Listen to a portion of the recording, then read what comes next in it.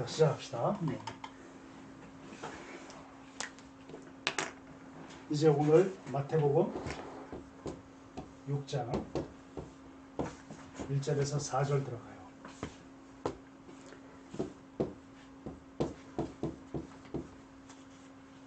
구제.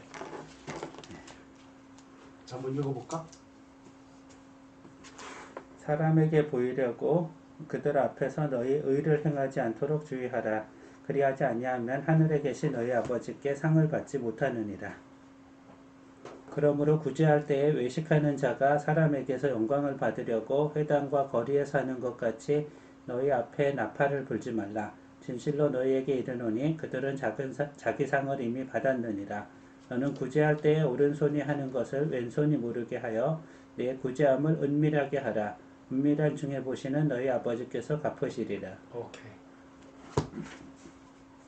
기독교에서 말하는 구제에 대한 최초의 가르침이라고 봐야지.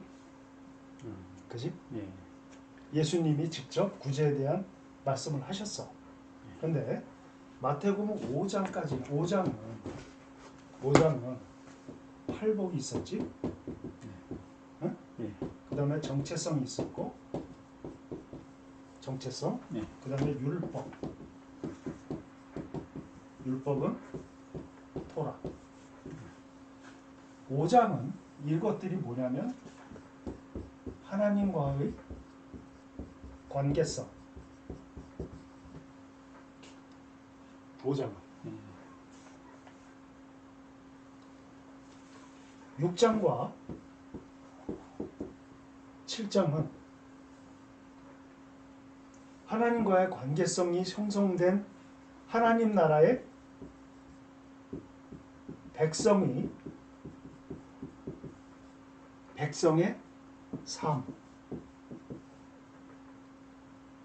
삶이 바로 6장, 7장이라는 거예요. 구분이 되죠. 네. 하나님 나라 백성의 삶. 그러니까 5장에서 이렇게 하나님과의 관계성이 형성된 하나님 나라의 백성이 어떠한 삶을 살아야 되는가가 6장, 7장에서 나온다는 얘기야. 이게 다 팔복, 정체성, 율법 이런 것들이 다 포함이 된 하나님과의 관계성이잖아요. 이게 하나님의 그 특성을 가진 성화된 존재의 삶의 적용이 어떻게 나타나냐? 6장, 7장에서 이렇게 나타난다. 전체 구조가 그렇다는 거야. 그 중에 첫 번째 예수님이 언급하신 것이 바로 구제라는 거지. 그러니까 순서도 우리는 중요하다고 내가 얘기를 했었지. 그러니까 6장 1절에서 4절 오늘 공부할 것은 구제야. 이 구제인데 예수님이 이 구제에 대해서 처음으로 가르쳐 주신 게 뭐냐면 드러나지 않게 해라. 은밀하게 해라. 그런데 한 가지 이게 조금 부딪히는 영역이 있어. 너희는 세상의 소금이라.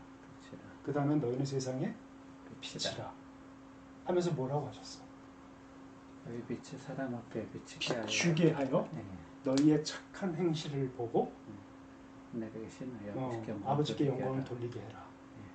이게 충돌되는. 여기서 주님이 5장에서는 드러내라. 그리고 6장에서는 은밀한 중에 해라. 충돌이 되지 않습니까? 이러면 5장에서 주님이 너희는 빛이라. 너희의 착한 행실을 보고 하늘에 계신 아버지께 영광을 돌리게 해라. 이 착한 행실. 이 부분을 알면서도 나도 이걸 설명을 잘 안 했어요, 지금. 무슨 얘기냐면 거기서 말하는 착한 행실. 착한 행실. 응? 네. 이 착한 행실이 이 구제에 해당하는, 구제를 실천하는, 거기에 해당하는 착한 행실이 구제에 해당하는 의미가 아니야. 아, 네. 근데 이걸 내가 설명을 안 했거든. 그냥 착한 행실이라고 하면 은밀하게 구제해라 라고 말씀하시는 부분하고 이제는 은밀하게 하지 말고 좀 드러내서 할 필요도 있는 상황이 있잖아. 아, 예를 들어서 뭐 다른 종교에서는 체계적이고 뭔가 실용적으로 구제를 갖다 하고 있는데 우리 개신교는 안 하고 있지 않느냐. 그래서 뭔가 이젠 조금 그래도 좀 이렇게 드러나서 구제하는 게 좀 필요한 시대가 아닌가 이런 생각이 들어서 나도 타협을 했었어. 그래서 이 부분을 구체적으로 설명을 안 했어. 근데 성경을 왜곡하면 안 되잖아. 그렇죠. 그지? 그래서 이걸 사실 오늘 할까 말까 하다가 그래도 해야지. 성경을 제대로 알아야 되니까. 착한 행실, 좋은 행실. 좋은 행실. 요 착한 요게 헬라어 원문으로 뭐냐면 칼로스야. 칼로스. 칼로라는 단어에서 나와. 칼로라는 말에서 나온 단어야. 응? 이 칼로스가 쓰인 게 대부분 어디서 많이 쓰였냐면 창세기하고 사복음서에 아주 집중적으로 쓰였어. 이 칼로스라는 단어가. 이 좋은, 착한이라는 단어 원어가. 그런데 이 칼로스 좋은인데 칼로스가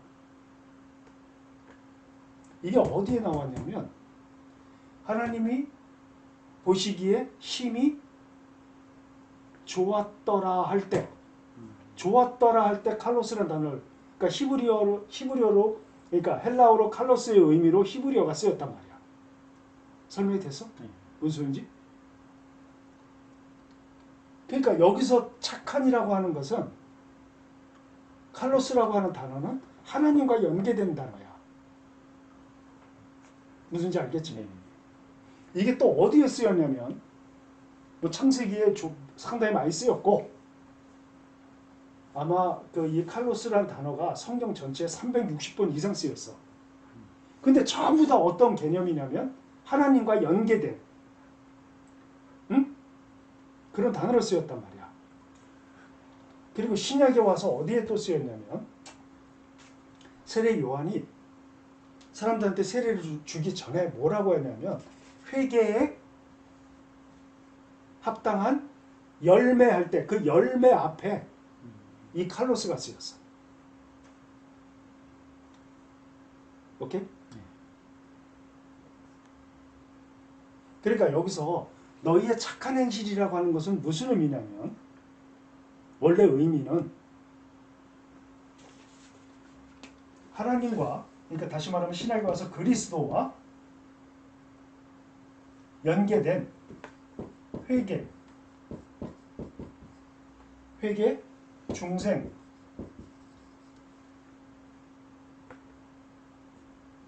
이러한 것들을 일으키는 행실. 오케이? 이러한 것들, 그리스도와 연계되는 회개에 합당한, 중생에 합당한 이런 행실을 통해서 하늘에 계신 너희 아버지께 영광을 돌리게 해라. 이런 뜻이야, 원래. 근데 이걸 한글로 착한 행실이라고 번역을 해놨어. 원래 이런 뜻이야. 이걸 할까 말까 하다가 그래도 해야지.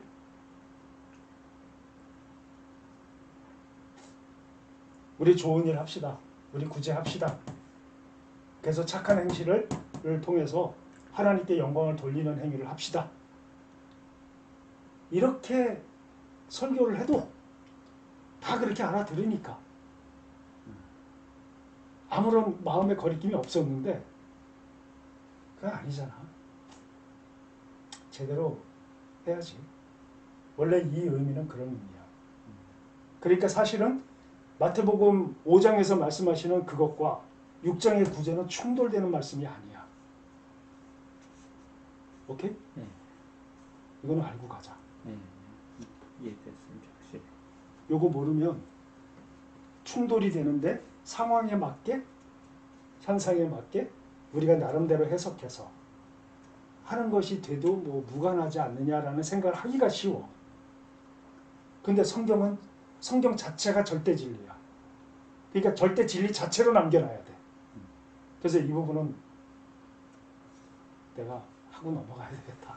저는 요거 5장 배울 때 그 소금하고 빛 이걸 이제 그리스도인의 정체성으로 보니까 정체성은 꼭 이렇게 뭐랄까 그 모습 그대로인 거지 그게 행동으로 드러나는 그 차원의 의미하고는 좀 다른 것 같다는 생각을 했었어요.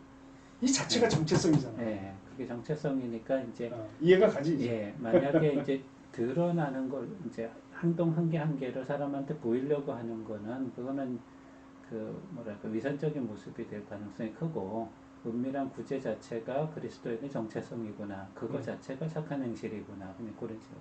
그렇게 예, 이해했었구나. 예, 방향이 맞았다는 예. 거야. 근데 원래 의미는 착한 행실은 음, 사실은 그리스도와 회개와 중생 여기에 합당한 행실 이렇게 돼야 하나님께 영광이 되잖아. 그래야 뒷말씀이 이해가 가잖아. 하나님께 영광을 돌리게 해라. 이게 어디랑 연결되냐면 마태복음, 요한복음 16장하고 연결이 돼. 대제사장의 기도. 그건 나중에 공부를 하기로 하고. 이 부분은 이제 이해가 갔지? 예. 그러니까 그 마태복음 5장에 나와 있는 이 착한 행실하고 6장의 구제의 은밀한 중에 구제는 은밀하게 해라라는 말씀하고는 부딪히는 것이 아니다. 5장은 5장대로 자체 절대적 하나님의 가치에 준하는 말씀이 있는 것이고 6장은 6장대로 이게 있는 것이다라는 걸 이해하고 넘어가기 위해서 이 부분은 좀 알고 넘어가야 되겠다. 많은 크리스찬들이 착한 행실이라고 해서 이거 착한 선한 행실, 구제 뭐 이쪽으로 해석을 하기 때문에 그건 아니라는 걸 알게 할 필요가 있기 때문에 좀 공부를 하고 넘어가는 거예요. 설명이 됐어? 네, 그럼 굳이 뭐 어떤 종교 따라할 필요는 없는 거네요. 그렇지. 네, 네. 성경은 성경대로. 네. 성경대로. 조금은 답답하지. 네. 그리고 이제 예수 안 믿는 사람들은 개신교가 굳이 안 하는 걸로 생각해요. 네. 그러니까 훨씬 이런 거 많아요. 좀 드러내고 싶고 네. 우리도 좀 한다. 그러고 싶지만 우리 주인이 이렇게 하는데 은밀한 중에 해라. 네. 떠들지 마라. 왼손이 하는 거 오른손이 모르게 해라. 이건 뭐야? 감추라는 거거든. 이게 원리라는 거야. 이걸 드러내는 자들은 이미 상을 받았다. 이미 너희가 은밀하게 하면 은밀한 중에 계신 하나님께서 갚으실 거다. 이 개념으로 가는 거거든. 그래서 이 부분을 오해할까봐 5장을 건드리고 가는 거야. 5장에 그건 이게 아니다라는 거, 충돌하는 게 아니라는 거. 한글 번역이 조금 적절치 않은 번역이 되었다. 그렇게 이해를 하면 돼. 구제, 내가 요즘에 한 달 동안 책을 못 보잖아. 인터넷을 못 보고.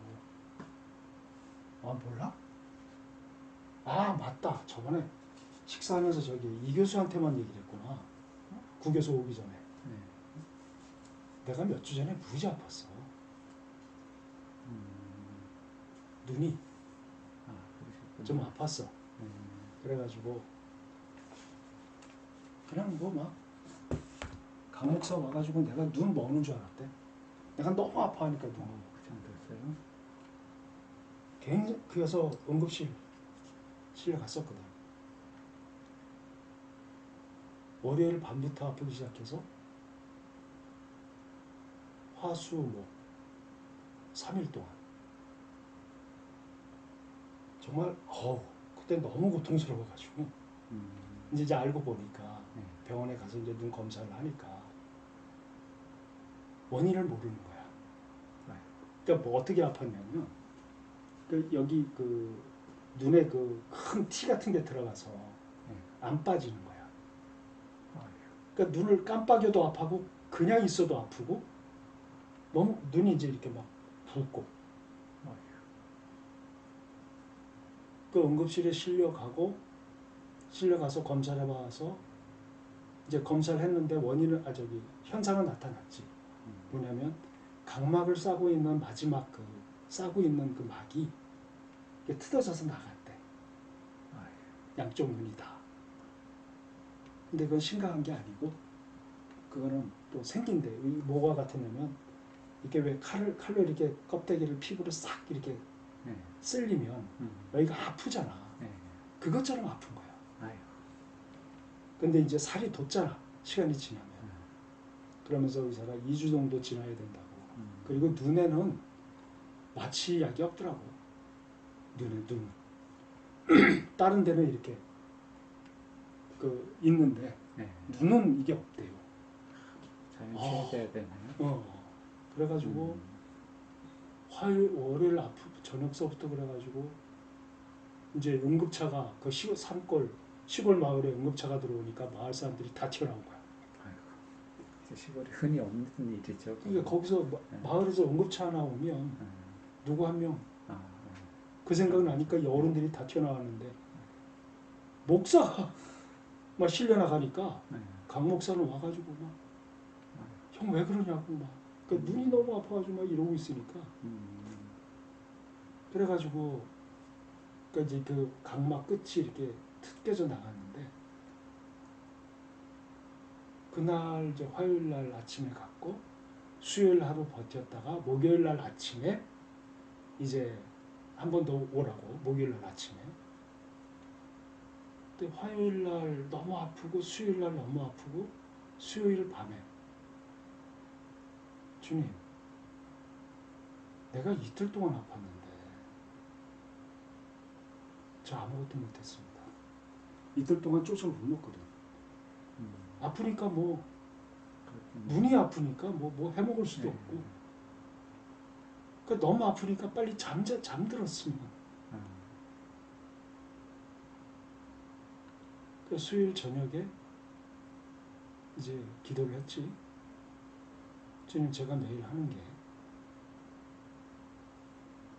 가족을 위한 기도하고 중보 기도하고 그리고 금요일 날 우리 공부하고 이 세 가지를 매일 해야 되는데 벌써 이틀 동안 못했습니다. 화수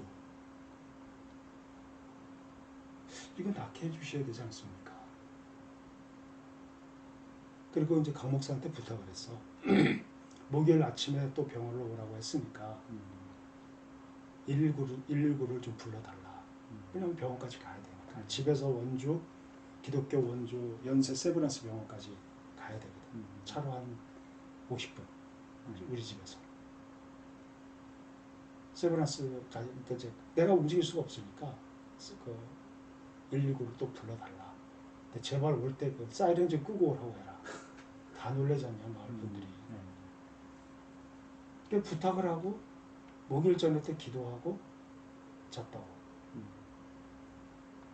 아침 7시 반경에 깼는데 하나도 안 아파. 저는 한 번도 목사님 걸리신 적이 없어가지고 설마 그런 일이. 그래서 목요일 날 아침에 집사람이 또 늑대같이 전화한 거야. 오빠 어떠냐고. 그래서 목요일 날 아침에 사진을 찍어서 내가 보냈거든.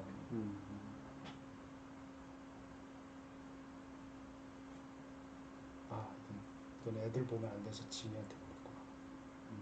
집사람한테. 이게 목요일 아침.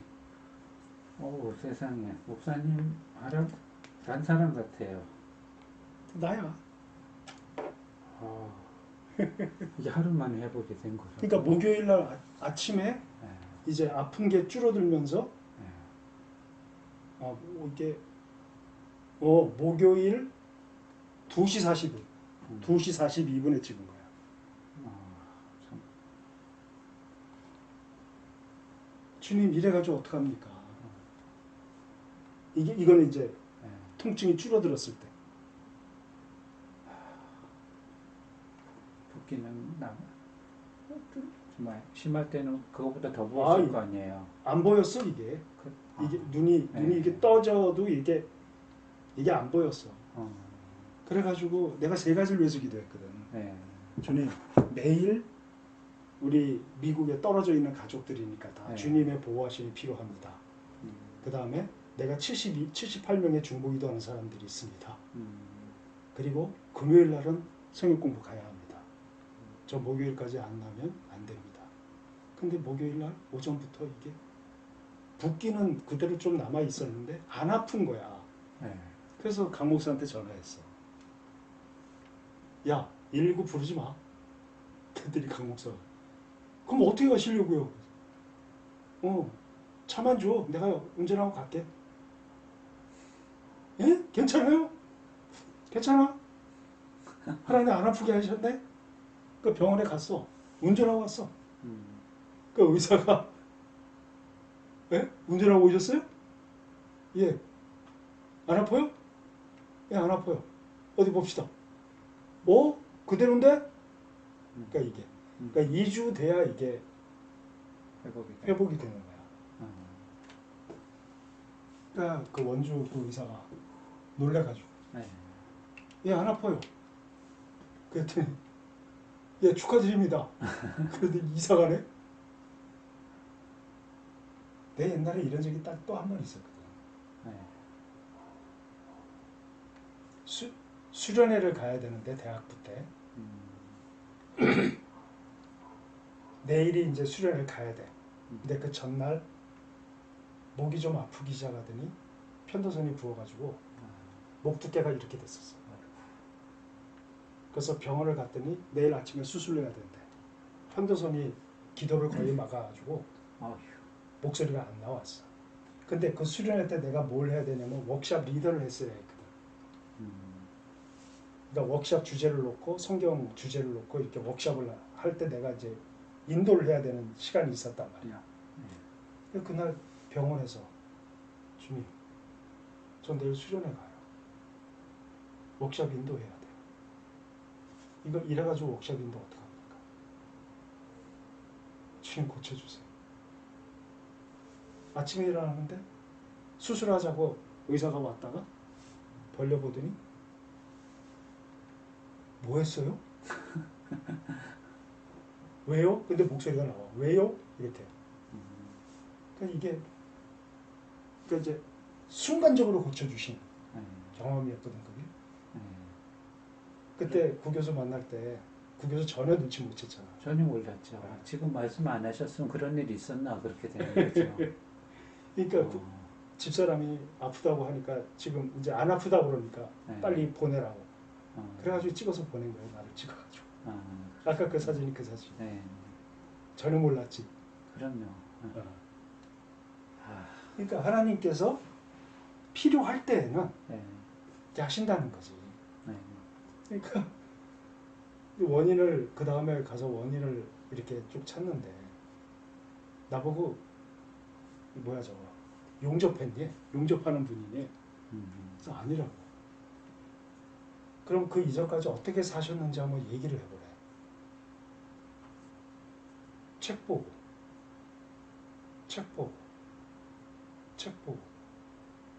책 봤네요. 그랬더니 이렇게 이 각막의 가장 끝 부분이 손상되는 사람들이 누구냐면 책 쓰는 사람들. 그리고 카피라이터들. 컴퓨터 계속 봐야 되는 사람들. 그러니까 이렇게 계속 눈 뜨고 있으니까 집중하니까 눈물샘을 자극하지 않는다는 거야. 그러니까 이게 이러고 있으니까 이게 말라갖고 이거 헌다는 거지. 그 정도로 집중한다는 거지. 그래서 한 달 동안 책 보지 마라. 컴퓨터 보지 마라. 그럼 뭐 하고 살아?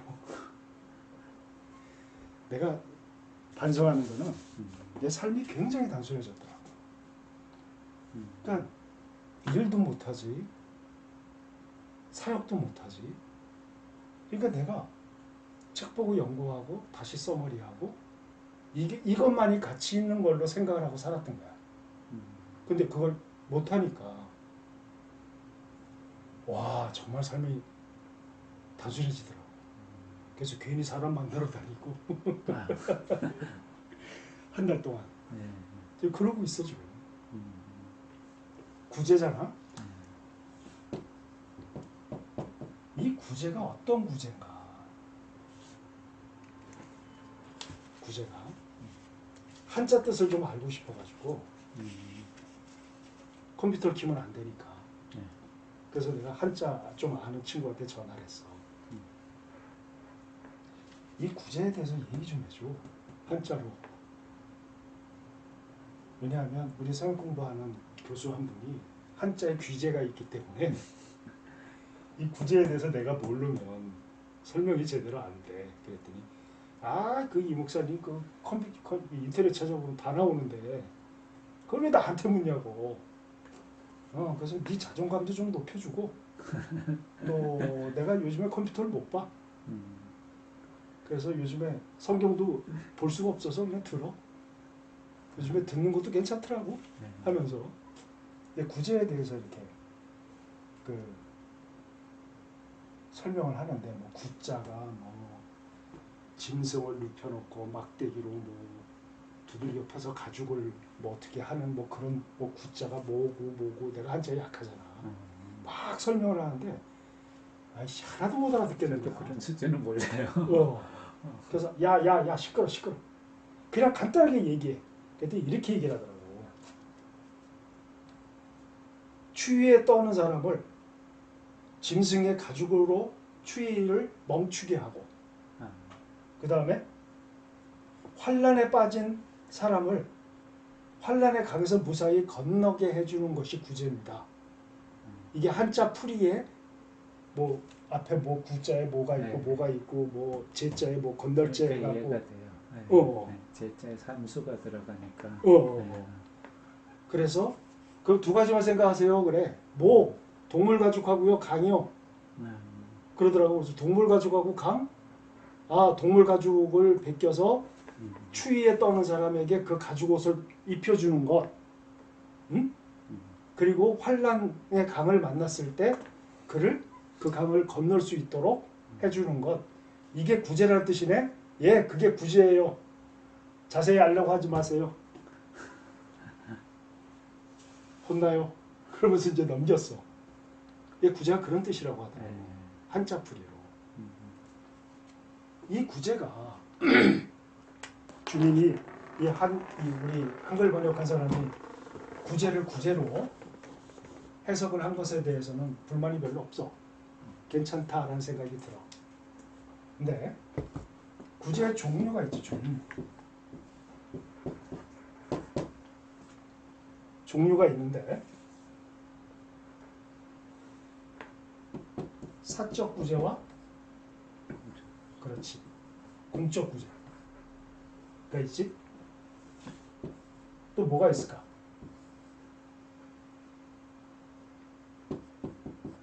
개인 대상 구제가 있고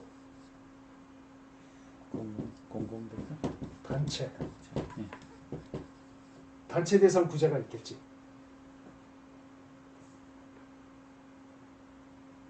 또 뭐가 있을까?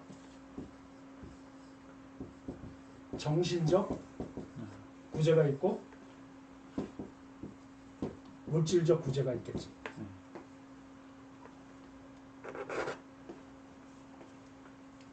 여기 사적 구제와 공적 구제라고 했는데 공적 구제는 뭐가 있을까? 사적 구제는 이해가 가지. 사적으로 개인적으로 구제하는 거. 공적 기조는 적십자. 우리 적십자 회비내잖아. 그 다음에 회사 다니는 사람들이 어느 그 기관하고 연결돼서 월급의 뭐 1%를 그 기관에 기부한다. 이런 거. 합의가 됐을 때. 그 서울에 그 어느 기업의 그 광고인지 모르겠는데 그 버스에 이렇게 써 있더라고. 우리 회사의 전 직원은 월급의 1%를 사회로 기증합니다. 이렇게 써 있더라고. 옛날 같으면 저런 걸 뭐 자랑을 하냐. 회사가. 근데 지금은 그거라도 감사해. 지금은. 그러니까 그런 식으로 뭔가 공적으로 기부를 하는 거야. 사적과 공적. 예를 들어서 사적인 건 내가 원해서 하는 거잖아. 근데 공적인 것은 내가 원하지 않을 수도 있잖아. 그럼에도 불구하고 이 구제가 되는 거란 말이야. 그리고 또 한 가지. 이건 내가 겪은 건데, 가난한 사람에게 구제금이 오잖아. 이 돈이 자기가 원해서 보냈는지 안 원해서 보냈는지 상관없이 그 돈은 돈의 가치를 해. 이해가 되지? 그리고 그가 원했든 안 원했든 그건 내가 알 수가 없어. 무조건 감사한 거야. 이해가 되지? 그러니까 사적이든 공적이든 내가 회비를 내고 1%를 기부한다는 것은 곧 그걸 받는 사람들에게 선한 영향을 미친다는 거야. 사람이 마음으로 동의가 돼서 이 공적인 것도 뭔가 기부해야 그게 진짜 기부지. 그 말이 맞는 것 같지만 사실은 받는 사람은 그 돈에 어떤 의미로 어떤 정신으로 그걸 보냈는가에 대해서 별 그게 없다는 거야. 돈은 돈의 가치를 한다는 거야.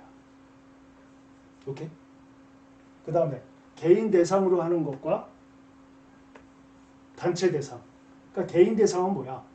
내가 저 개인을 일정 도와야 되겠다.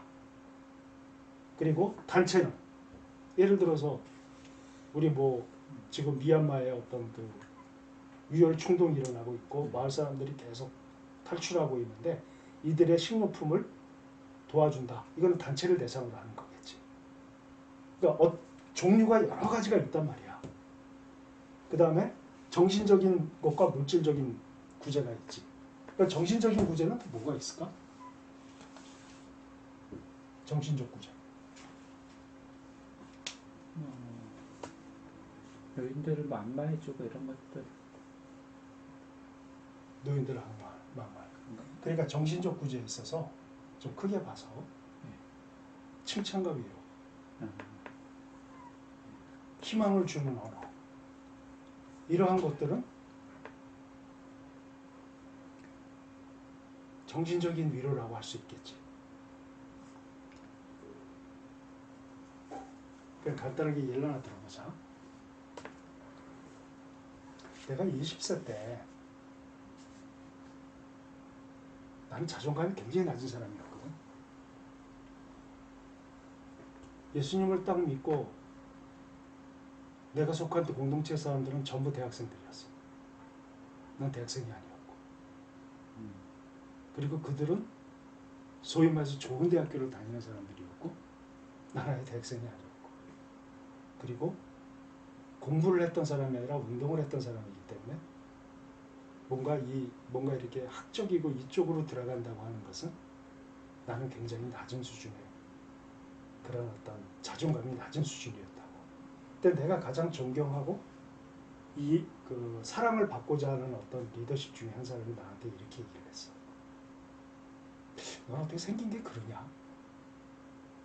농담을 한 얘기였어. 그때 서부 영화가 굉장히 유행이었거든. 그 서부 영화에서 악당 밑에서 총도 제대로 못 쏘고 악당 밑에서 빌붙어서 사는 캐릭터로 많은 연기를 한 어떤 서부 영화의 영화배우 이름을 대면서 나하고 똑같다고 생겼다고 했어. 옛날 영화배우 이름을 얘기하길래 그가 어떻게 생긴 사람인가 찾아봤더니 그 사람이더라고. 나보고 그 사람하고 똑같이 생겼대. 난 정말 그런 줄 알았어. 나는 못생겼구나. 또 한 사람이 있는데 나는 조금 이 고난이 좀 많았어. 일단 아이부터. 그러니까 사람들이 나를 생각할 때 고난의 아이콘이었나 봐. 직장 생활을 하면서 그 집사람이 많이 어려웠기 때문에 또 내가 이제 휴직을 해야 될 때가 있었어. 그래서 가서 이러저런 사정으로 휴직을 좀 해야 될 것 같습니다. 그랬더니 이렇게 보더니 너한테는 왜 자꾸 그런 일이 근데 말을 안 하더라고. 이해가 돼 무슨 말인지? 이게 60이 넘은 나이가 아주 깊게 박혀 있어. 그러니까 정신적으로 구제를 한다는 게 무슨 뜻이냐면 그가 처한 상황을 극복할 수 있도록 잘 살펴서 그에게 적절한 언어로 위로하고 그가 회생할 수 있는 자존감을 높일 수 있는 칭찬과 위로를 해야 그는 살아날 수 있단 말이지. 나는 내가 되게 못생겼다고 생각을 했었어. 그 영향력 있는 한 사람의 그 농담처럼 한 얘기가.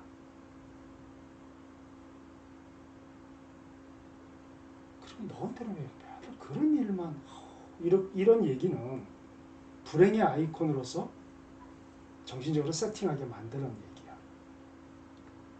그러니까 정신적으로 구제한다는 게 바로 그거야. 구 교수가 가르친 사람의 입장이 있기 때문에 다시 말하면 영향을 주는 사람의 입장이잖아. 이거 정말 조심해야 돼.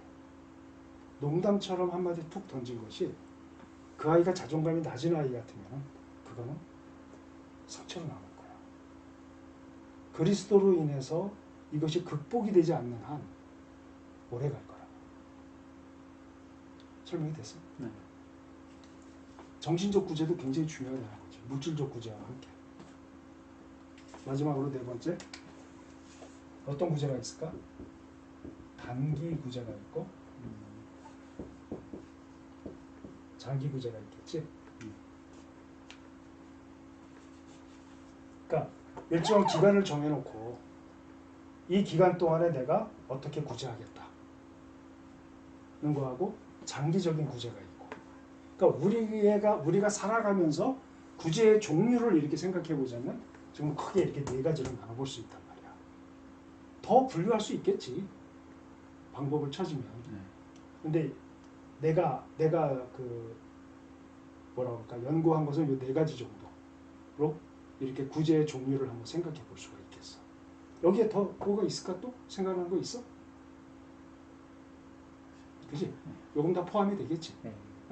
이러한 구제가 있다. 그러니까 내가 이렇게 얘기하는 사람들이 있어. 내가 누구를 도와야 할지 모르겠다. 또 어떻게 도와야 할지 모르겠다. 이런 경우가 있거든. 사적, 공적, 개인, 단체, 정신적, 물질적, 단기, 장기. 이 종류를 다 생각해 보면 찾을 수 있단 말이지. 오케이? 구제의 범위를 몰라서 내가 어디에 구제할지 모르겠다라고 핑계댈 수 없다는 거지. 찾으려 들면. 이렇게 많은 종류가 있으니까. 오케이? 그런데 구제의 적이 있어. 구제를 못하게 하는 몇몇 원리들이 있어.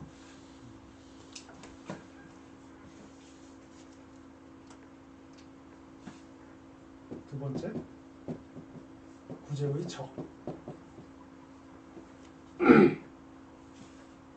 첫 번째는 주종 차별.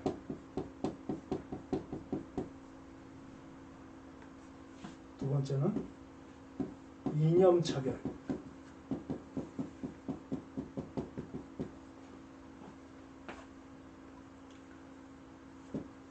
세 번째는 빈부 차별.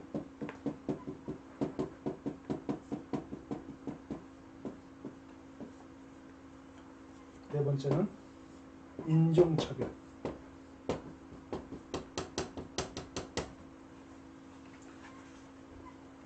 이 주종 차별이라는 게 뭐냐면 이거는 크리스천에게 적용이 되는 거야.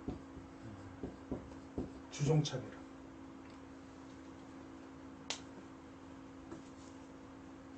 이거 이념 차별은 알겠지? 네. 이념적으로 나하고 다른 사람은 그들에게 구제한다는 건 말이 안 된다. 차라리 우리 쪽의 사람들에게 뭐 어떻게 하자. 이 이념 차별. 구제를 방해하는 거. 빈부 차별. 조금 이따 빈부 차별에 대해서는 공부를 할 거야. 빈부를 어떻게 차별해서 구제를 안 하게 되느냐는 거에 대해서. 그 다음에 인종차별. 껌둥이 애들에게 왜 그런 혜택을 주느냐. 뭐 이런 어떤 차별. 그러니까 요거만 설명이 구체적으로 되면 되는 거고, 이념이나 빈부나 인종은 이해가 가지. 무슨 뜻인지. 근데 주종차별을 한번 생각해보자. 여기서 주종이라고 하는 것은 주종의 변화를 얘기하는 거야. 주가 누구고 종이 누구여야 되는데 종이 주가 되고 주가 종이 되는 거야. 자, 한번 보자. 설명을 할게.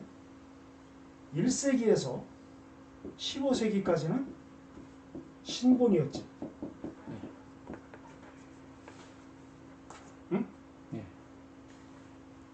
그런데 16세기에서 18세기까지는 인본. 17세기까지는 인본이었지. 네. 응? 뭐 인본, 이성, 지성 이런 것이라고. 그러니까 17세기까지야. 응? 네. 16세기에서 17세기까지. 근데 18세기서부터 21세기까지는 물질법.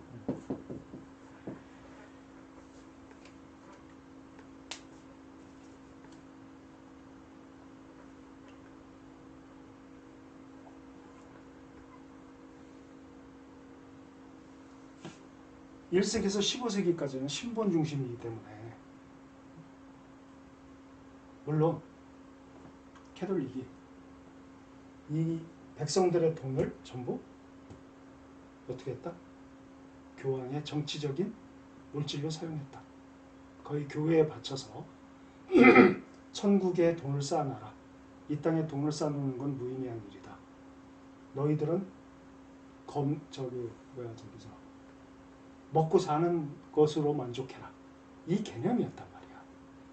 한마디로 말해서 자족을 강조했던 시대야. 있는 것으로 만족하고 나머지 전부 하나님께 드려라. 이런 개념이었거든.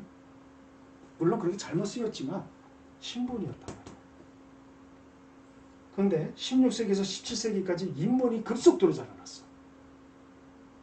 그래서 우리가 알고 있는 철학의 중세 이후의 철학이, 근대 철학이 굉장히 많이 발달했단 말이야. 그래서 저번에 우리 공부한 것처럼 정신적으로 어떻게 이끌어왔는가 사람들을. 그러니까 점차적으로 하나님으로부터 벗어나게 되는 인본이 어떻게 커져갔는가. 근데 이 인본이 1차 세계대전이 끝나는, 그러니까 산업혁명이 시작되는 그 시기부터 인본이 시작되면서, 산업혁명이 시작되면서 자본사회가 되기 시작하면서 물질본의 세상으로 변하기 시작하면서 지금까지 그러고 있다. 여기서 물질본이라는 게 뭐지? 세상의 중심이. 물질이 우선치 않은 것. 물질이 가장 중요한 것이고 핵심이야. 이건 뭘 의미해? 물질이 선이야. 선의 위치에 간 거야. 그래서 종이 바뀌어서 차별이 되는 거야. 오케이?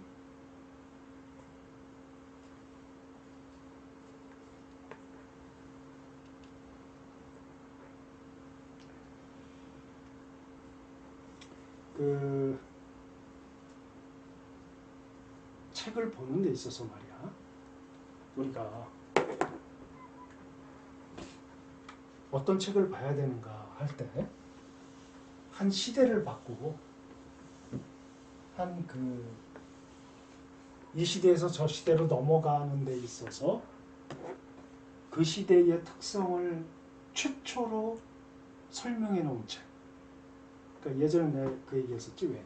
고전주의에서 계몽주의로 넘어오면서 괴테가 쓴 젊은 베르디의 슬픔은 계몽주의로 넘어가는 그 과정 가운데 기존에 있었던 그 가치관이 이미 파괴가 돼가고 있는 과정을, 이미 결혼한 여자를 사랑하는 한 남자의 그 아픔이 적혀 있지만 그거는 이미 새 시대의 젊은이들의 정신을 대변한다.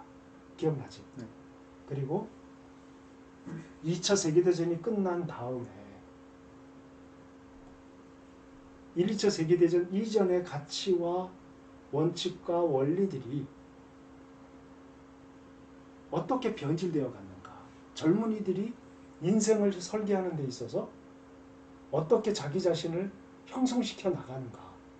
그래서 유럽의 젊은이들이 저렇게 살아도 되는구나 라고 보여줬던 여성의 삶이 있었다. 루이제 린제의 삶의 한가운데서 니나처럼 살아도 되겠다. 기억나지?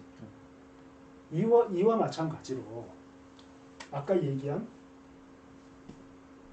18세기에서 21세기로 넘어가는 이 18세기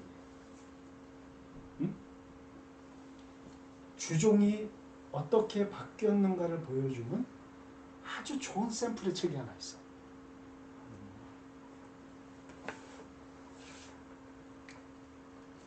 그게 뭐냐면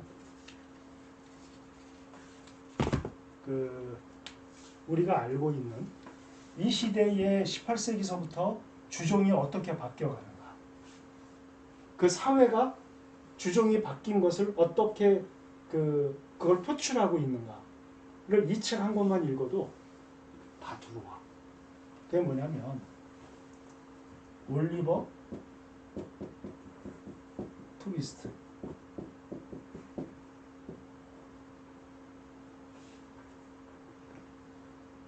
기억나지? 네. 읽어봤어? 읽지는 않았어요. 되게 많이 들었어요. 그지? 네. 찰스 디킨슨이란 말이야.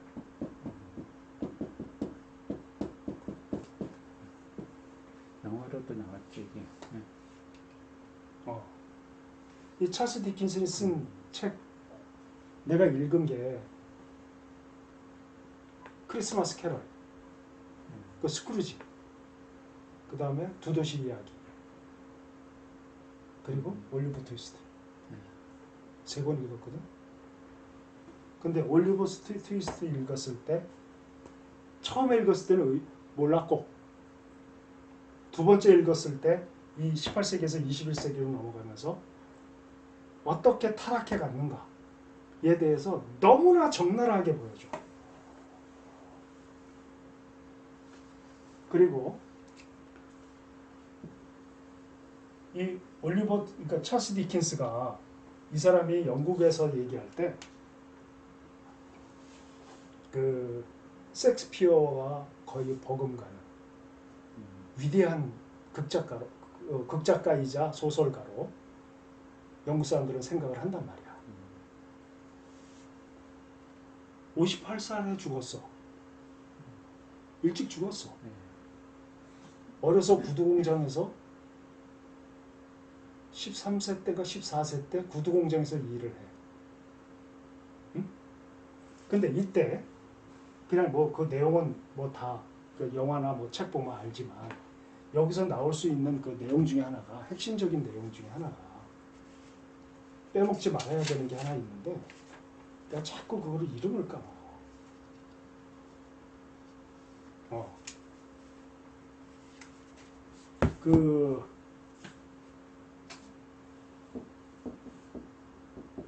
어린이 16세기 BC와 AD 이 18세기 이전까지 17세기까지의 어린이의 포지션. 어린이의 포지션이 뭐였을까? 일꾼, 심부름꾼. 근원적으로 사악한 존재. 이기적이고 동물적 존재. 인간이 되기 이전 존재. 응? 이건 우리나라도 마찬가지지. 애들은 가라. 니들이 뭐 한다고. 라고 하는. 그래서 당시의 어린이들은 그러한 포지션에 있었고, 그 다음에 산업혁명이 일어나면서부터 인건비가 가장 적게 들고 단순하고 가벼운 물건을 다루는 데 있어서 지속적인 노동을 시킬 수 있는 존재가 어린이들이야. 어린이들이 귀족, 자본가의 자녀, 귀족의 자녀를 제외한 노동력에 투입된 당시 영국의 어린이들의 평균 수명이 16세였어. 오케이? 그 이전까지, 그러니까 18세기 이전까지 유럽에서의 아이의 위치, 그리고 알지? 우리 고대 개념으로 봤을 때도 애들은 인구의 수에 들어가지 않았어. 응? 그러니까 이 당시만 해도 어린이 포지션이 이랬단 말이야. 근데 찰스 디킨스라는 사람이 나와가지고 올리버 트위스트를 썼어. 그 올리버 트위스트에 보면은 그 구빈소가 나와.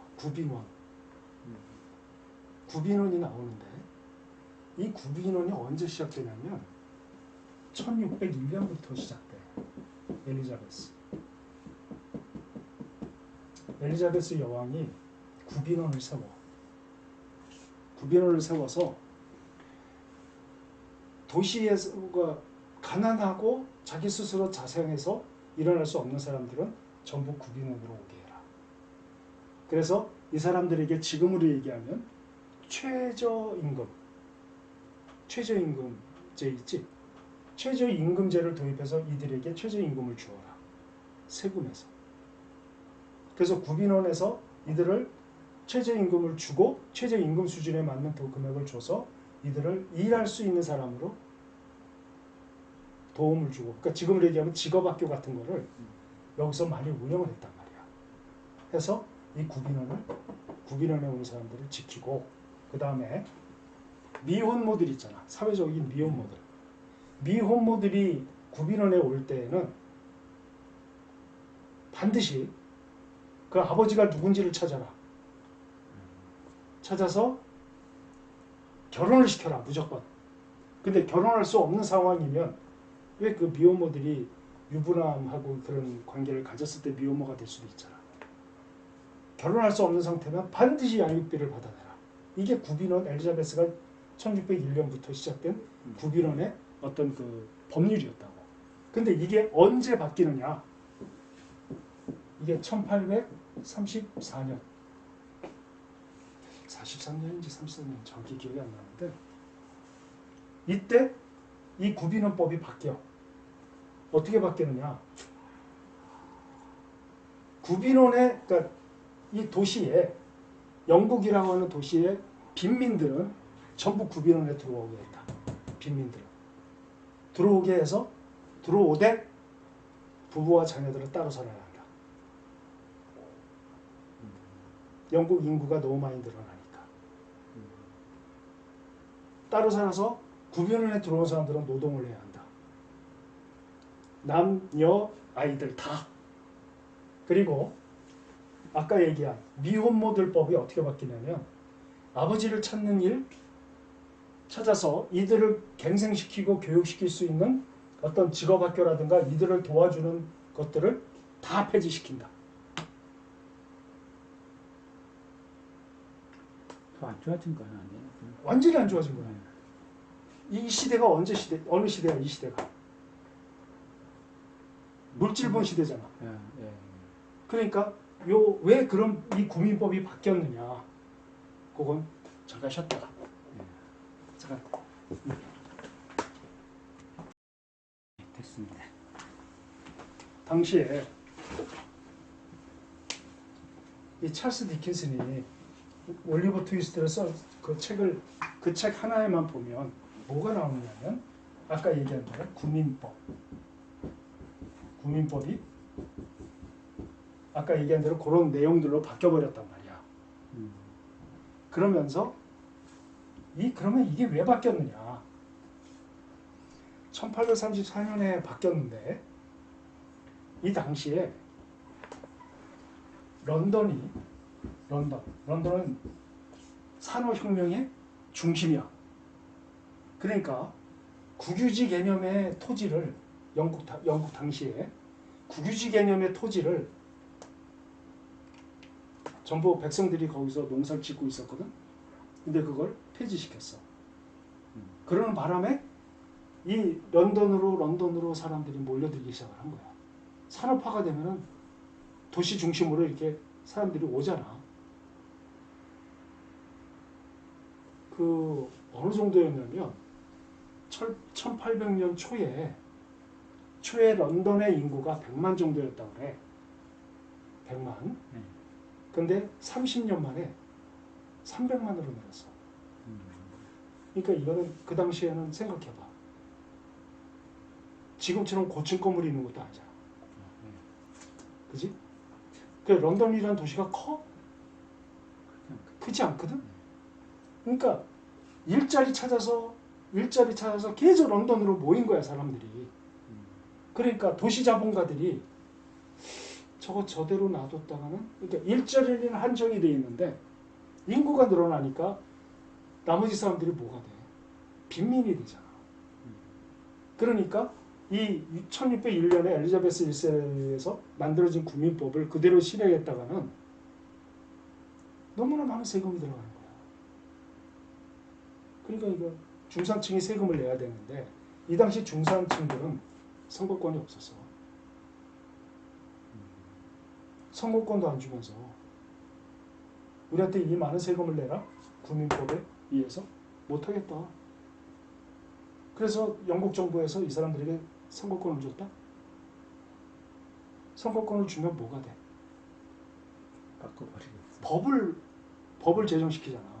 이래서 바뀐 게 바로 1833년에 국민법이 신국민법이 된 거야. 신국민법.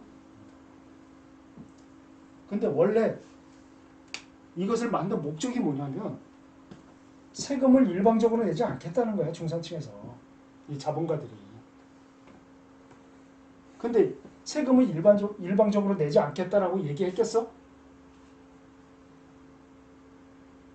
이들이 명분으로 세운 게 뭐였는 줄 알아? 공리주의.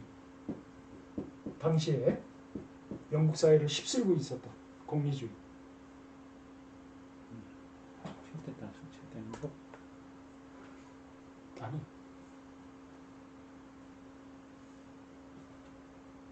전체가 행복할 수 있다면 조금의 희생은 감수해야 한다.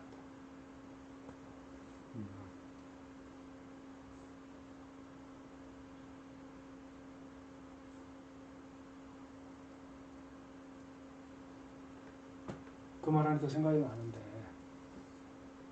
실존주의 철학자, 실존주의의 대두라고 할 수 있는 두 사람이 있는데 사르트르하고 까미야. 이방인 쓴 까미.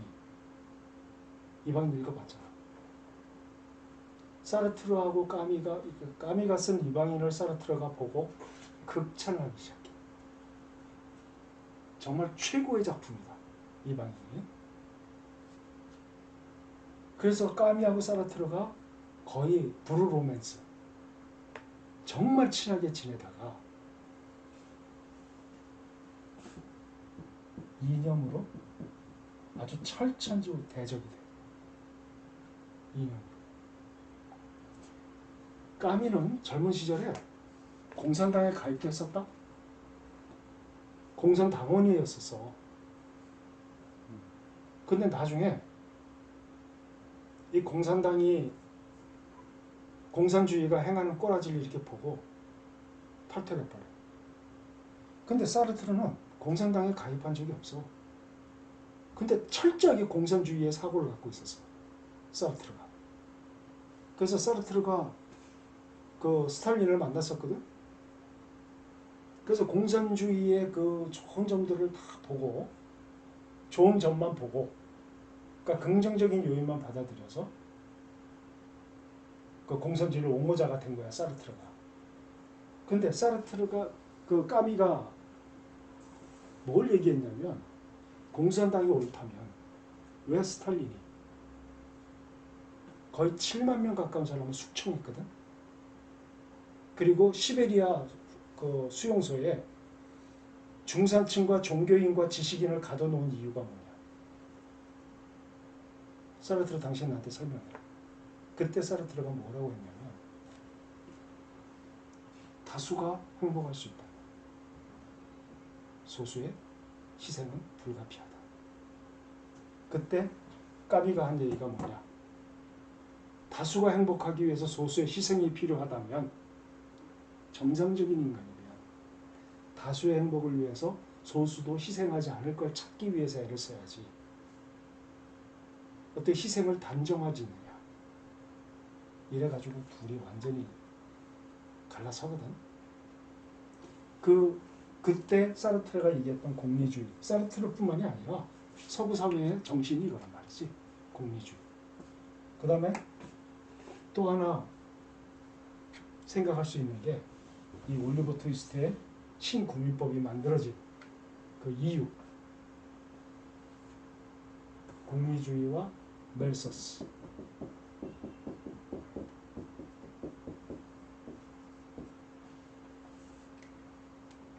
멜서스 인글은 알지? 네.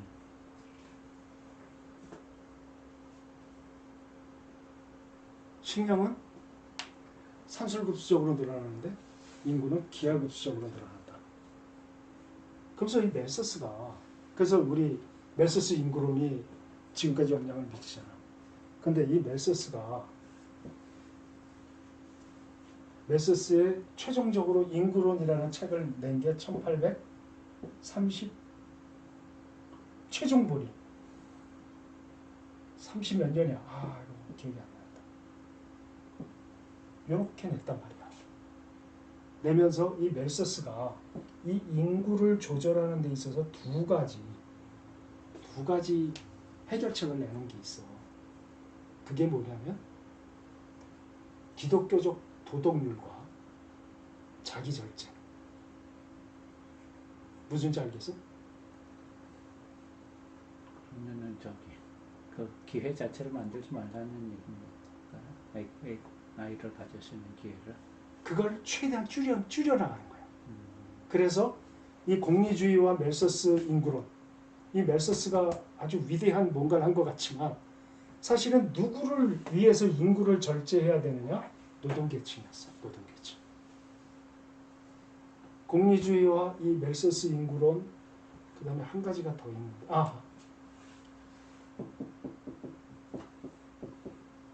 복음주의 직업론.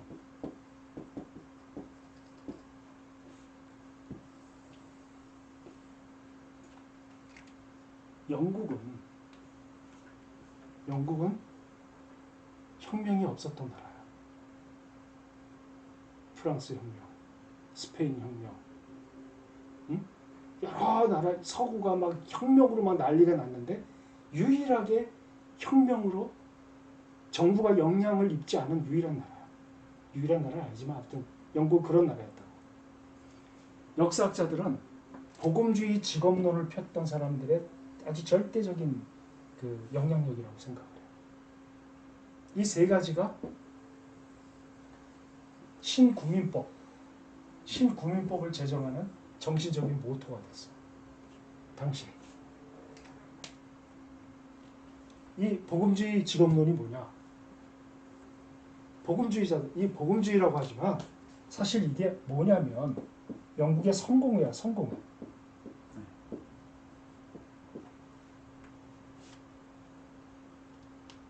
신구민법에 의해서 구민원을 누가 운영하냐면 성공회에서 운영해. 교회에서 운영해, 교회에서. 근데 올리버 트위스트를 보면 식량을 거기서 이 얘기 먼저 해야 되겠구나. 이 세 가지가 이 복음주의 직업론, 그러니까 성공회의 직업론이 뭐였냐면 성실하게 일해라. 최선을 다해서 너에게 주어진 일이 천직으로 알고 최선을 다해라. 그러면 천국 간다. 오케이? 이런 개념으로 노동자들을 몰아세웠단 말이야.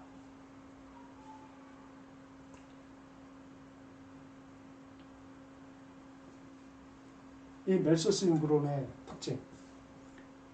부부를 이 구민원에 들어오면 들어오면 일단 부부를 격리해. 그리고 자녀하고도 격리시켜. 그리고 노동을 시켜. 계속해서. 이유는 뭐야? 먹여준다는 거야. 우리가 아는 그 찰리 채플린 또 부모하고 격리돼서 어렸을 때 공장에서 일을 했다. 그게 신구민법에 의해서 그렇게 된 거야. 그러니까 뭐냐면 결혼을 하려면 자녀를 키울 수 있는 그만큼의 어떤 그 재력이 있어야 한다. 응? 재력이 만들어지기 전까지는 결혼할 수 없다. 오케이? 이렇게 인식이 들어가기 시작했다고. 그리고 미혼모가 오잖아? 미혼모가 오면 예전에는 어떻게 했어? 아버지 찾아주고, 이 구민법이 바뀌기 전까지는 아버지 찾아주고, 아버지가 결혼할 사이가 아니면 양육비를 철저히 공권력에 의해서 받아내는. 그랬었는데 이때 신구민법은 그거 폐지시켜. 부부를 분리시켰으니까. 그리고 또 한 가지는 여자가 멜서스의 도덕론, 자기 절제, 여자 잘못이라는 거야. 이때부터 이 신구민법이 있은 이후부터 어떤 그 현상이 나타났냐면 빈민 구제 대상인 빈민은 게으름과 자기 노력이 부족했기 때문에 빈민이 되었다라는 개념의 확립이 이때부터 된 거야. 설명이 됐어? 네가 왜 가난하냐면 너는 게으르고 너는 노력을 하지 않는 사람이야. 그러니까 가난해질 수밖에 없지. 이런 개념이 이때부터 만들어지기 시작한 거야. 응? 그리고 이 당시에 1800년대 이전까지의 이 서양의 세계에는 뭐가 있었냐면 신분의 격차가 분명했어. 왕족과 귀족이 있지. 그다음 자본가들이 있어. 그 나머지는, 그리고 이들은 왕족과 귀족만이 투표권이 있었고, 왕족과 귀족과 자본가들이 투표권이 있었고 노동자들은 투표권이 없었어. 무슨지 알겠지? 이 노동자들이 투표권을 갖기 시작하면서부터 서서히 이런 법들이 하나씩 제거되기 시작하는 거야. 좋은 법들이. 그래서 올리버 트위스트에 보면 어머니가 올리버를 낳고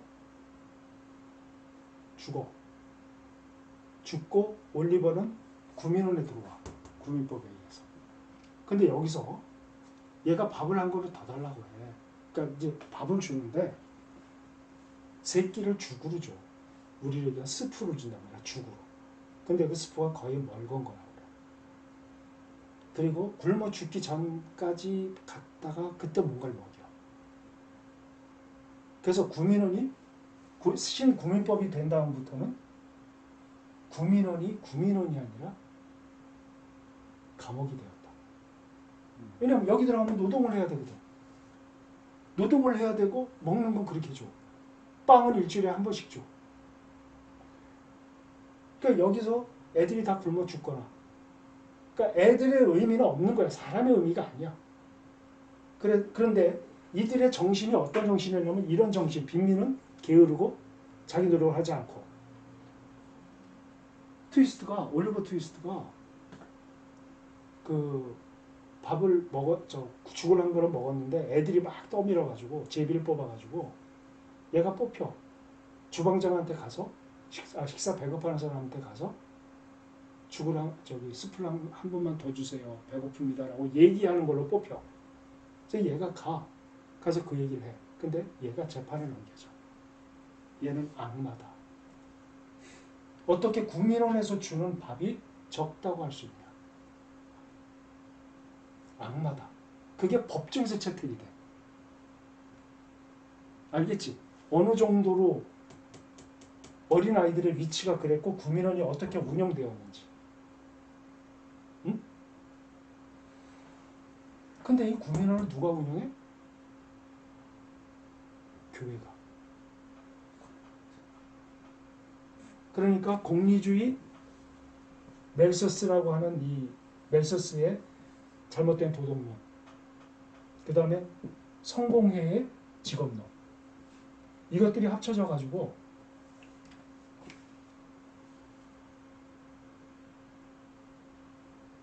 구제 자체를 막아버리는,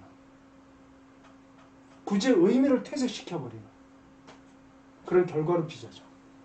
그래서 우리가 요즘에도 가난한 자들을, 빈민들을 보면서 태생이 저 모양이면서 사지 멀쩡한데 일하지 않고 뭐 하는 거야?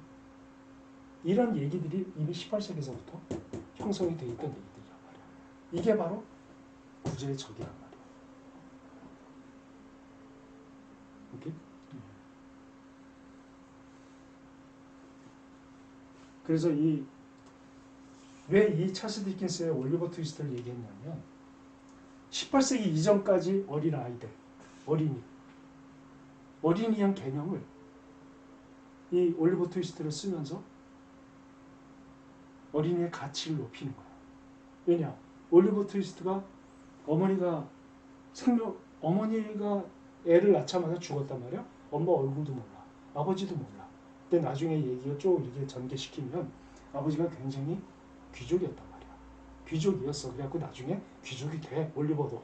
근데 그 과정 가운데 막 우리나라도 그런 게 많이 있지. 어린애들만 딱 모아가지고 소매치기 시키고, 앵벌이 시키고, 도둑질 시키고, 이런 집단에 들어가서 고생도 해, 올리버가. 그런 과정들을 쭉 나오면서 어린애들의 가치가 어떠한가, 어린이들이 어떠한 존재인가를 부각시키는 그 최초의 소설이 바로 올리버 트위스트야. 이렇게 변형을 주는 시대의 책은 우리가 좀 읽을 필요가 있어. 그리고 올리버 트위스트가 쓴 책, 찰스 디킨스가 쓴 책 중에서 크리스마스 캐롤. 그 이전까지 크리스마스가 어떤 의미였냐? 그 이전까지 크리스마스의 애들은 어떤 의미였냐? 아무 의미가 없는 존재들이었어. 그냥 크리스마스를 기독교를 채택을 했기 때문에 예수 그리스도의 어떤 의미로 생각을 하고 있었던 거야. 그런데 이 올리버 트위스트가 크리스마스 캐롤이라는 책을, 스크루지 영감, 그 책을 낸 이후부터 어떤 풍속이 생겼냐? 애들한테 선물 주자. 그때부터 영국 사회에 최초로 애한테 선물을 주는, 그 당시에 애들에게 가장 큰 선물이 손수건이었다고 해요. 왜냐하면 잘 씻질 못하니까, 물이 많지 않으니까 습한 나라잖아, 영국이. 그러니까 애들이 땀을 닦고 그 손수건을 빨고 누구한테 선물 받았다고, 그 손수건에 이름도 새겨서 이렇게 주기도 하고, 그게 큰 선물이었다고. 그러니까 그런 식의 애들한테 선물을 주고 음악이 만들어지고 하는 게 바로 찰스 디킨스가 스크루지 영감, 그러니까 크리스마스 캐롤을 쓴 이후부터 선물을 주는 시장이 형성이 되고, 크리스마스 전체 시장이 만들어지는 계기가 됐던 책이 바로 이 책이야. 그러니까 대단한 사람이라고 여겨지는 거죠. 그래서 영국은 이 찰스 디킨스를 거의 섹스피어와 버금가는 대부모로 지금까지 인정을 하고 있는 사람이에요. 이제 알겠지? 이 구제의 적이 주종이 바뀐 하나님에서 뭘로? 물질로.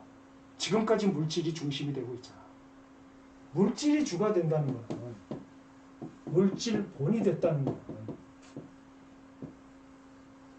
이 물질 본이 뭘 대신했다는 거야. 그렇지.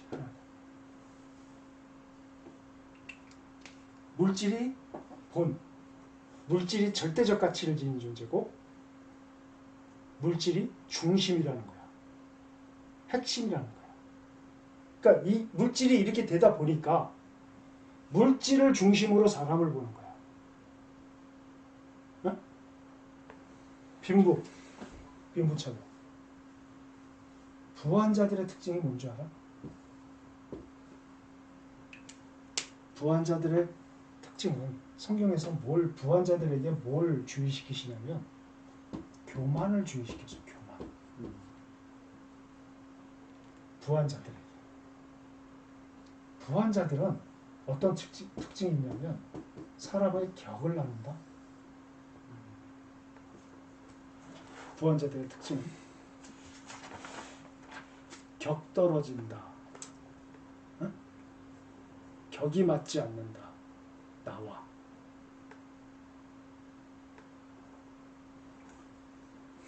부한자들의 특징이야.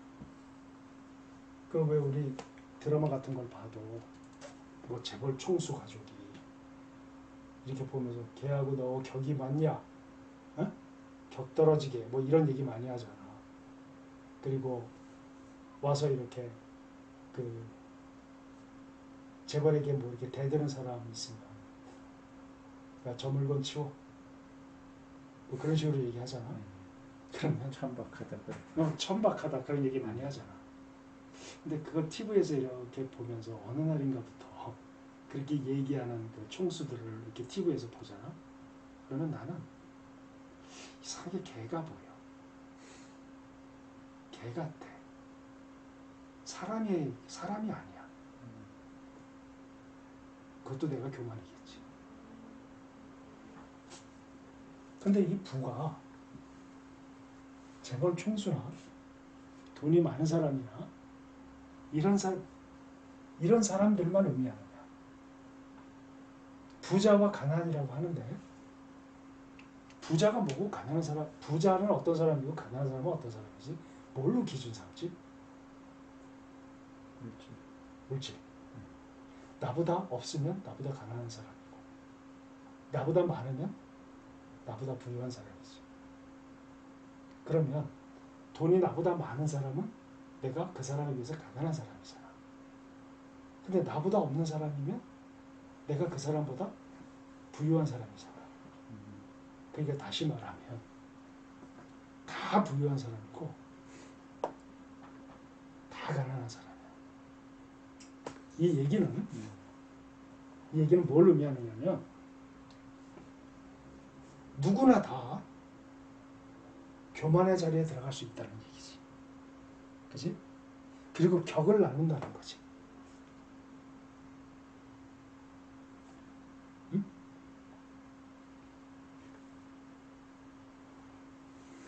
우리 교회도 마찬가지잖아. 그 시골교회잖아.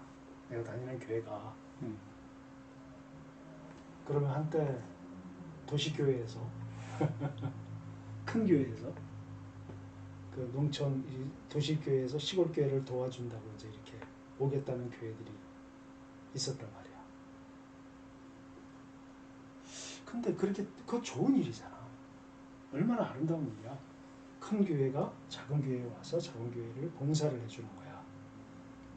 교회 일도 해주고 그 교회가 속한 마을의 분들에게 봉사도 해서 이제 마을 사람들이 교회에 올 수 있도록 이렇게 해주고 얼마나 아름다운 일이야. 근데 큰 교회에서 왔다 가면 우리 강 목사가 상처를 받아. 그래서 왜 그래? 그거 물어봤어. 와서 갑질을 하는 거야. 도와주러 왔는데 뭐 내놔라, 뭐 어떻게 해라, 저렇게 해라. 누가 더 알아? 농촌에 대해서. 우리 목사님이 이렇게 하라고 하셨는데. 그러면 강 목사는 와준 것만으로도 감사하니까. 아, 예, 예. 그대로 다 했단 말이야. 근데 그 재정이 없는 교회에서 하루 종일 그 에어컨을 켜놓으니까 여름에 뭐가 되니 나중에 전기세가 엄청나게 나와. 그리고 와서 밥을 해 먹으니까 가스비도 나갈 거 아니야. 이건 단적인 예야. 그리고 뭐 애들 뭐 어디 갔다 와야 되겠다 그러면 차로 또 왔다 갔다 하기도 하고. 그러니까 아주 그런 것도 있지만 정신적으로 이렇게 압제하는, 위에서 이렇게 프레스하는 그런 게 너무 많아. 그래서 내가 한때 강 목사, 앞으로 누가 오겠다고 하면 나를 참고 해. 그랬다고. 그러니까 강 목사는 얘기를 못하니까. 그래서 한때 내가 창구를 열었어. 그래서 이제 사파라 목사가 와가지고 내가 볼 때, 그러면 뭐 나도 시골 교회 다니는 한 사람일 거 아니야, 그 사람이 볼 때는. 그래서 이런저런 얘기하다가 조금 내가 이제 세게 나가지. 도와주러 오셨습니까? 아니면 가르치러 오셨습니까? 농촌에 대해서는 저희가 잘 압니다. 농촌 목회에 대해서 가르치려 하지 마세요. 저희가 알아요. 도와주러 오셨습니까? 그럼 도와주십시오. 그러면 멍하니 쳐다봐. 진짜 도와주십시오. 물질적으로 도와주시고 정신적으로도 도와주십시오. 그 다음부터는 깍듯해졌어.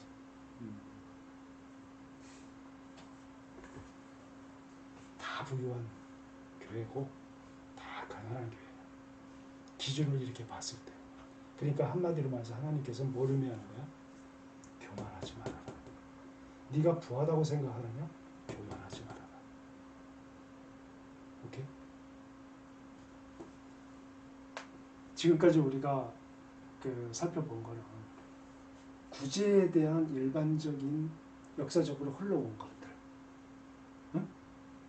그 과정 가운데 지금의 정신, 빈민에 대한 정신을 만드는 그 과정이 영국의 민주주의가 발달하고 서양의 정신적인 부분이 세팅되어 가는 18세기서부터 주종이 바뀌면서 어떻게 세팅되어져 왔는가. 한 좋은 예로 올리버 트위스트에 나와 있는 말. 어린이의 위치, 그리고 빈민의 위치, 중산층의 위치, 그 다음에 자본가의 위치. 이것들을 그리고 저기서 귀족과 종교인의 위치, 성동회. 영국이 혁명이 일어나지 않는 데 있어서 가장 역할을 해줬던 것이 바로 성동회 복음주의 직업급이다 라고 얘기할 정도야. 열심히 일해라. 앉은 자리에서 최선을 다해라. 그러면 복받고 하나님이 천국으로 인도해 주실 것이다. 틀린 얘기 아니야. 지금도 남아있잖아요, 그런 거. 그렇지. 근데 이 시기에 시작이 됐는데 이게 지금까지의 정신으로 이어온단 말이야. 이게 틀린 얘기는 아닌데 이용하면 나쁜 얘기가 되는 거야. 특정한 존재가 이용해 먹으면. 설명이 됐어? 네.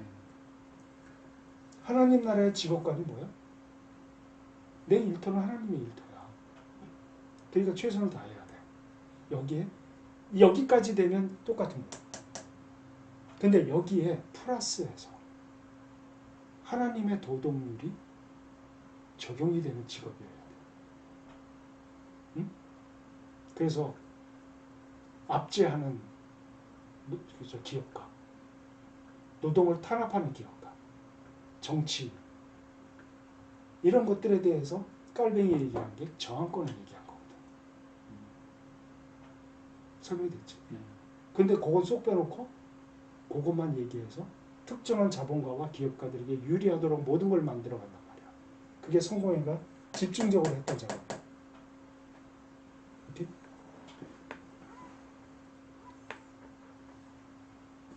여기까지. 질문 있어? 됐지? 야.